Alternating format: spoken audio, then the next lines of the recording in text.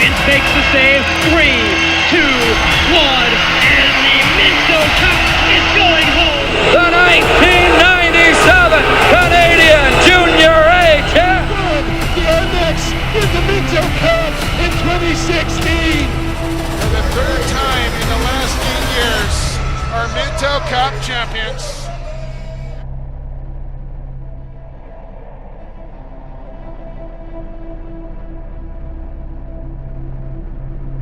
Last year, out west, the Adanacs dominated their way through the Junior A rankings, en route to a first-place regular season record of 18-3. A perfect 16-0 record at home through the regular season and playoffs, and a league championship.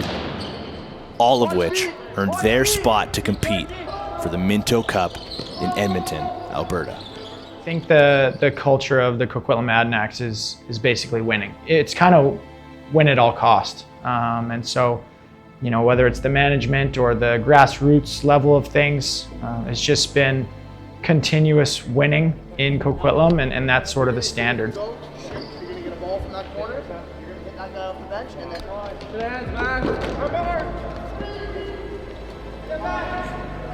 we knew the kind of team that we were and like how we needed to play to win games. And I feel like we were very consistent with that the whole year. Obviously, as the season went on, I feel like we were pretty like level-headed, just going like uphill the whole year. And then playoffs were obviously some pretty good ball from us, I think.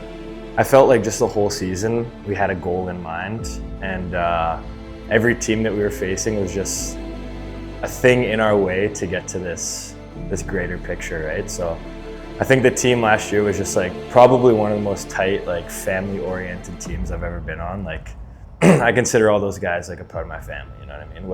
Which in a way I felt is why we went so far. Yeah, last season was a big success. We got there and pretty much completed every goal that we had. We were battle tested throughout the year. We lost a couple games, and you know, we faced some adversity that definitely made us a stronger group. And you know, we gained an immense amount of experience for this year, and ready to get after it again. But you know, falling short never leaves a good taste in your mouth. But the success would fall short of the ultimate goal, as Coquitlam would eventually be swept in the finals, handing the Burlington Blaze their first Minto Cup in franchise history.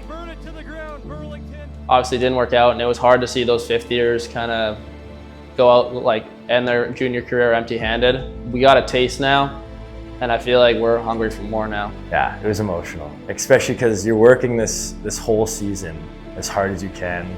You're with the team every single day pretty much, and you're working for this one goal, and when it ends up not happening, you know, it's definitely not the easiest thing to get over. So it's kind of the season ends and you get what, 7 months before the next season. So yeah, I thought about it for a couple months, and then I kind of moved on from that sour taste and more used it as fuel. And there's definitely not a day that goes by that I don't think about it and think about how we can get there again and capture it this time. This season, led by a revamped bench staff featuring some familiar faces, they're looking at their culture and standards to help guide them to redemption 1 year later.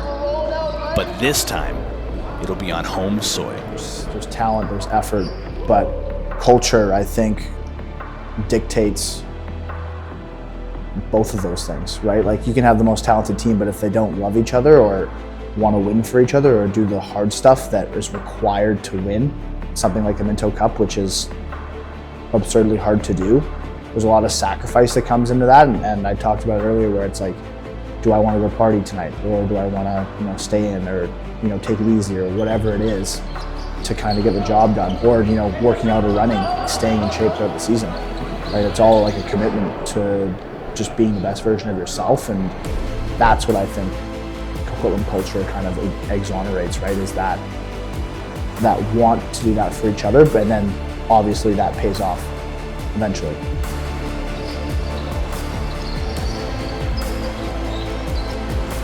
With one goal in mind collectively, the focus for many of the players coming into training camp is simple.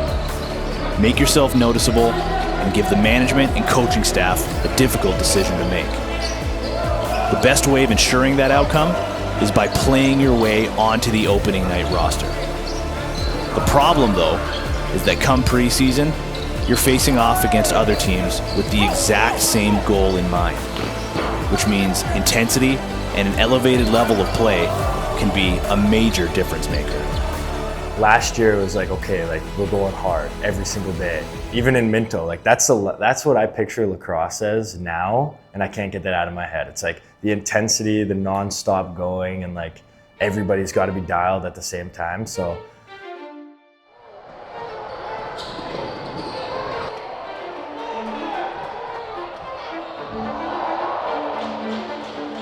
when I go to a game like Burnaby, and I tried to keep everybody on the same page, whether it was going into the dressing room and kind of breaking down what we did wrong, or talking to guys on the bench, whether need be, and yeah, it's just a growing game.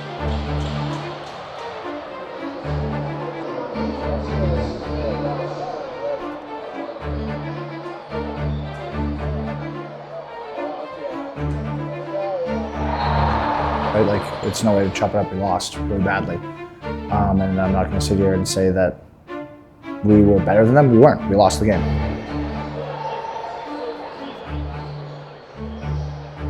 A lot of guys early, especially early, tend to freak out and be like, what can I do here? You know what I mean? What can I physically do to try and change the tide of this game? And that doesn't work in lacrosse, right?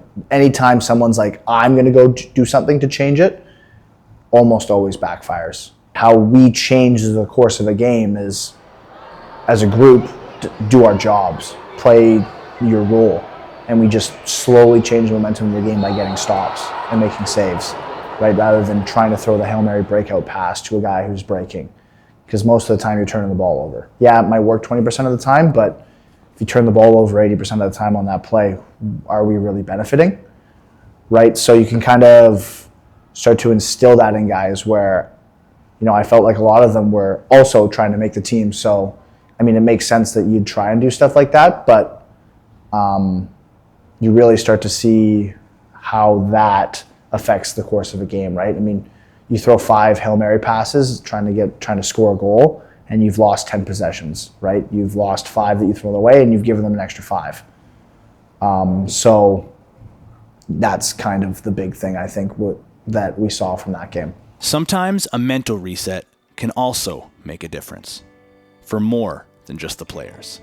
I think it's great. It's like I've coached lacrosse before, but I think just like in this setting and scenario, it's good. You're giving opportunity to guys that don't really get opportunities, right? So I think it's great for the community. It obviously expands the sport, and yeah, I don't know, I like it. I kind of look forward to Wednesdays, you know what I mean? Because you can get out there, have some fun, and just seeing the smiles on kids' face definitely makes the weeks. Once you spend time around the Adanacs organization, you'll quickly come to realize that the standard and culture that they preach isn't just built through performances on the floor. Efforts in the community hold just as much weight, whether it be a pancake breakfast or teaching the game to those in marginalized communities. It lets us see the game from a different perspective. It makes us appreciate what we get to do a little more, like being there and helping out those kids.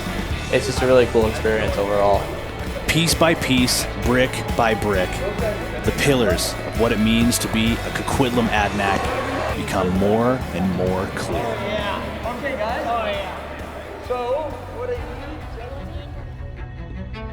doing? Home, sweet home. And just a few more days to prepare for the start of the regular season. Trying to get it too bad early, doesn't work it. But that was good. You guys had it. You're setting up the pick. They cheated. You fucking took it. Right? Because the first shift we did it, we went over top, and you guys had all that space. You guys had room up top, so they realized that we couldn't have you guys from the top. They cheat. We couldn't make it. So it doesn't matter. Oh yeah.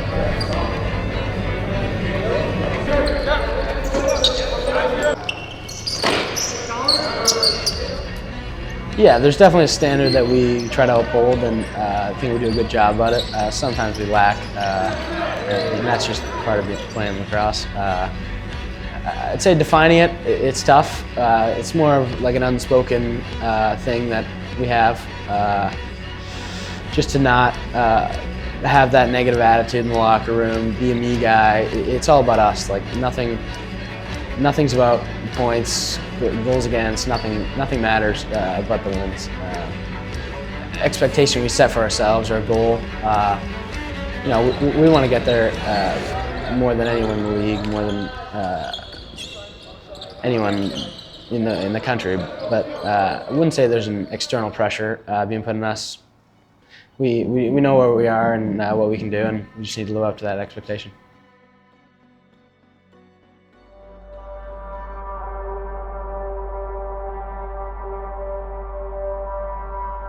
Last game, we made some good strides. We actually did a lot of the stuff that we talked about culture-wise. You know, it was a fucking chaotic game, but I really liked how all they are in that game was in our way. And no one really, that means we don't acknowledge them. We don't really fucking engage with them. All we're thinking about is winning the game. So they're just in our way. Every fucking team we play this year is just in our fucking way. But so that's one brick. Now we're laying another brick. We're fucking, as we lay these bricks, our wall, our fucking foundation is getting strong. But we gotta lay the brick. It starts with the work. So let's go to work. Come on, let's go.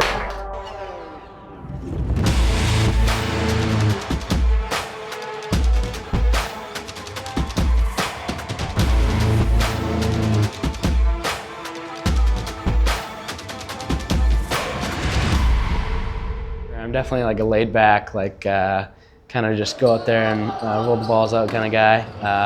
I definitely sometimes it's intentional, sometimes it's not, leaving certain spots open and taking it away, but it's definitely a part of my game that it comes from my personality for sure.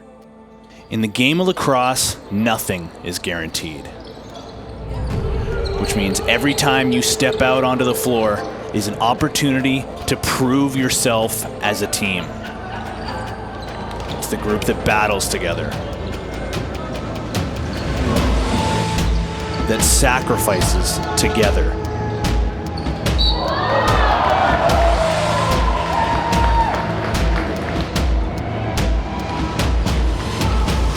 that believes together, that will ultimately come out on top.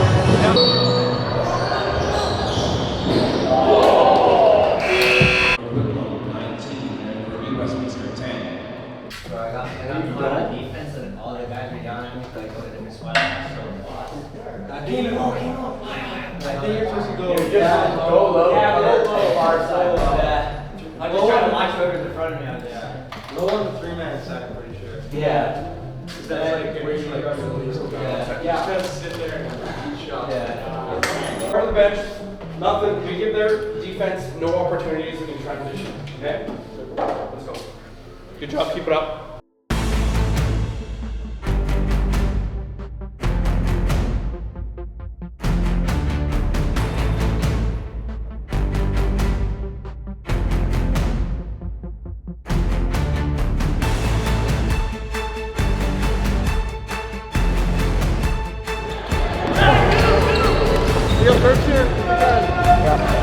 Down here. I'll go last. Yeah.